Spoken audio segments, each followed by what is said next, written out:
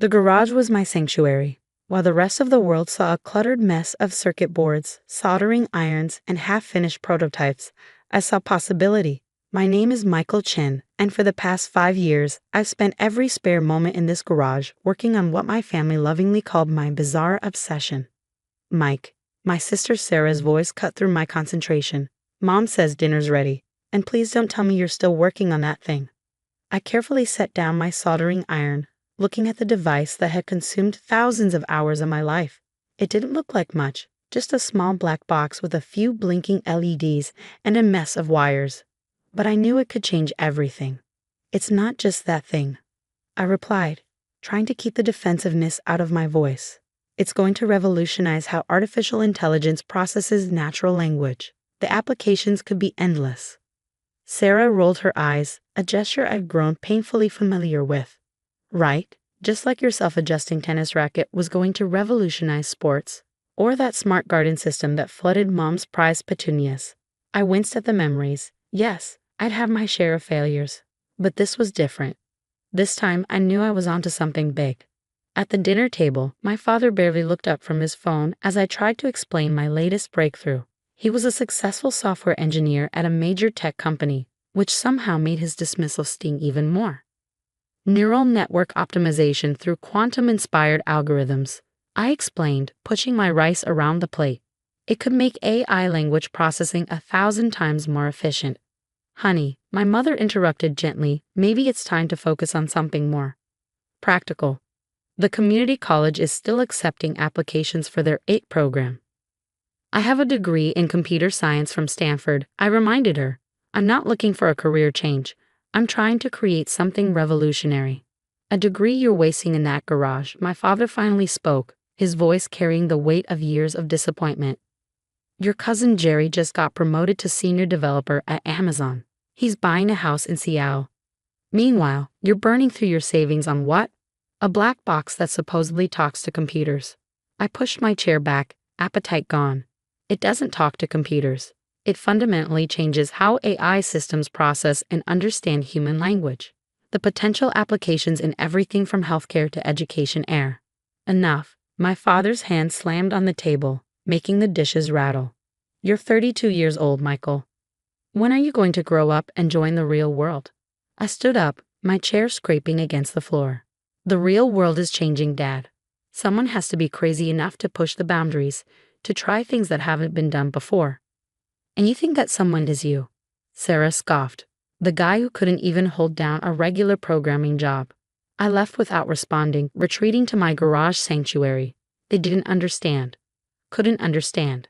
How could I explain that every failed prototype, every setback, every mockery-filled family dinner was just pushing me closer to a breakthrough? My hands trembled slightly as I picked up my tools again. The truth was, my savings were running dangerously low. I'd been living off my initial success, a small app I'd sold right out of college, but that money wouldn't last forever. The pressure to give up, to conform to their version of success, was mounting. But as I looked at my creation, watching the LEDs pulse with a steady rhythm, I knew I couldn't stop. Not now, not when I was so close. What my family didn't know was that I'd already achieved something unprecedented. The initial tests showed performance improvements that shouldn't have been possible according to current theoretical frameworks. I just needed more time, more resources, more. A notification popped up on my laptop. Another rejection email from a potential investor. This one hadn't even bothered with a meeting, just a form letter saying they weren't interested in speculative AI projects from independent developers. I leaned back in my chair, staring at the ceiling of my garage. Tomorrow, I had one last pitch meeting scheduled. A small tech investment firm I'd never heard of, probably another dead end. But I had to try, because if this didn't work, my father's words echoed in my head. Maybe they were right.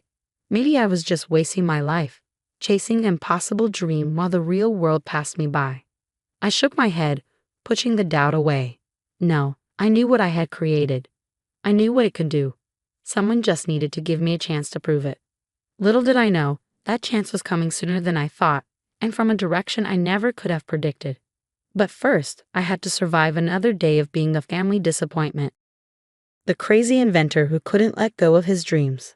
I turned back to my work, losing myself in the familiar rhythm of coding and testing. Outside my garage sanctuary, the world might doubt me, mock me, dismiss me. But in here, surrounded by the pieces of my vision, I was building the future, even if I was the only one who could see it. The next morning, I straightened my tie in the mirror, trying to look like someone worth investing millions in.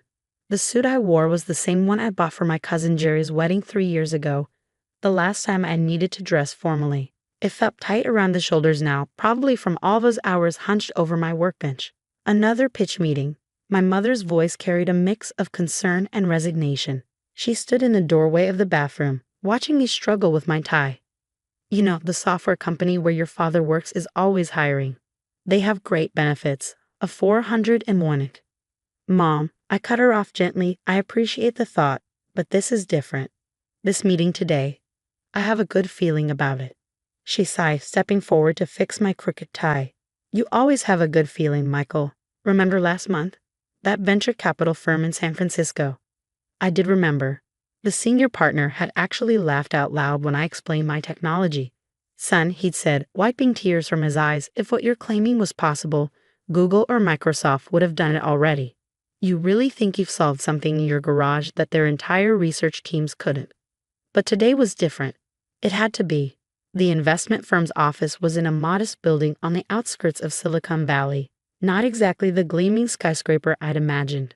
The receptionist directed me to a small conference room where a single person waited, a woman about my age, dressed in a sharp business suit that probably cost more than my entire wardrobe. Mr. Chen, she extended her hand. I'm Julia Hayes. Thank you for coming in today. I set up my laptop and the prototype, hands slightly shaking.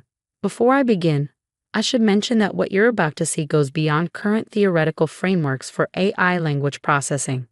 I know it might seem. Show me, she interrupted, her expression unreadable. I took a deep breath and began the demonstration. As I explained the technical architecture, Julia's face remained impassive. But when I ran the first test, showing how my system could process and understand complex linguistic patterns thousands of times faster than existing solutions, something changed in her eyes. Run that again, she said quietly. I did.